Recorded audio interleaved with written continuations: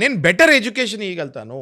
నేను మా వైఫ్ కంటే కూడా మా పిల్లలకి నేను బెటర్ ఎడ్యుకేషన్ ఇవ్వగలుగుతాను అన్నప్పుడు జాయింట్ కస్టడీ ఇచ్చే ఛాన్సెస్ ఉంటాయి నాగరాజు గారు. అప్పుడు కూడా పర్మనెంట్ కస్టడీ ఇచ్చారు. వెంటనే జాయింట్ కస్టడీ ఇస్తారు. జాయింట్ కస్టడీ ఇచ్చి కొన్నాళ్ల తర్వాత పిల్లవాడి అభిప్రాయం తీసుకుంటారు. బాబు అభిప్రాయం తీసుకుంటారు. బాబుని కూడా ఎవరు ఇన్ఫ్లుయెన్స్ చేయకుండా జడ్జి గారు ఆ మైనర్ బాలిక కానీ మైనర్ బాలుని కానీ సపరేట్గా రూమ్లోకి తీసుకెళ్ళి అడుగుతాం జరుగుతుంది.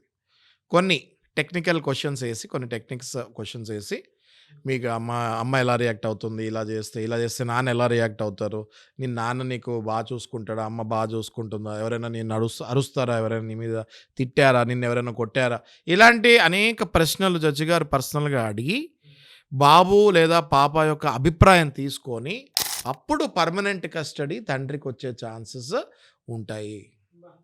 ఇంత ప్రాసెస్ ఉంటుంది నాగరాజు గారు. ఇంత ప్రాసెస్ తర్వాతనే ఆ చైల్డ్ని పర్మనెంట్ కస్టడీ ఇస్తానికి కోర్టు అంగీకరిస్తుంది. లేదంటే పర్మనెంట్ కస్టడీ అంత ఈజీగా రాదు.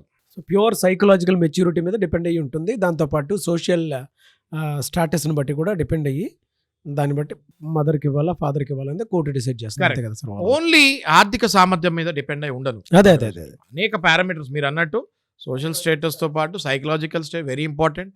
ఇవన్నీ కూడా కరెక్ట్గా ఉంటే తప్పకుండా మనము పర్మనెంట్ కస్టడీకి, తప్పకుండా ఫాదర్ కూడా పర్మనెంట్ కస్టడీకి ఫైట్ చేయొచ్చు. గెలిచిన కేసులు కొన్ని వేల కేసులు ఉన్నాయి.